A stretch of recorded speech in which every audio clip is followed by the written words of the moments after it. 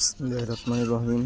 বাংলার ঐতিহ্য ঘুড়ি বানানো, একটি চিল ঘুড়ি বানাইতেছিলাম।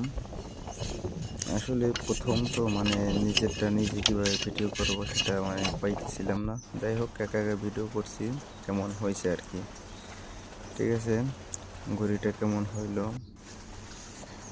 জানি না, বাট উড়ানোর সময় বোঝা যাইব যে ঘুড়িটা ঠিকঠাক উড়ে কিনা। এটা প্রতি বছরই বানাই, এবার আমি একটা ঘুড়ি বানিয়েছিলাম এবং ঘুড়িটা পরিশেষে আমি উড়ানোর জন্য মাঠে নিয়ে আসছি। একাই উড়াইতেছি, দেখেন তো। মাশাআল্লাহ, দেখি ঘুড়িটা খুব সুন্দর আকাশে উঠে গেল এবং ভালোই লাগতেছে।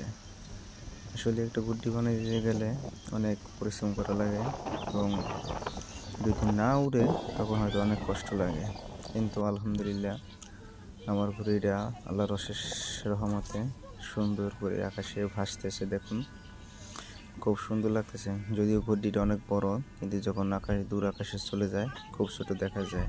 ধন্যবাদ সকলকে। বিসমিল্লাহির রহমানির রহিম। বাংলার ঐতিহ্য ঘুড়ি বানানো, একটি চিল ঘুড়ি বানাইতেছিলাম। আসলে প্রথম তো নিজেরটা নিজে কীভাবে ভিডিও করবো সেটা পাইতেছিলাম না। যাই হোক, একা একা ভিডিও করছি, কেমন হয়েছে আর কি। ঠিক আছে, ঘুড়িটা কেমন হইলো জানি না, বাট উড়ানোর সময় বোঝা যাইব যে ঘুড়িটা ঠিকঠাক উড়ে কিনা। এটা প্রতি বছরই বানাই, এবার আমি একটা ঘুড়ি বানিয়েছিলাম এবং ঘুড়িটা পরিশেষে আমি উড়ানোর জন্য মাঠে নিয়ে আসছি।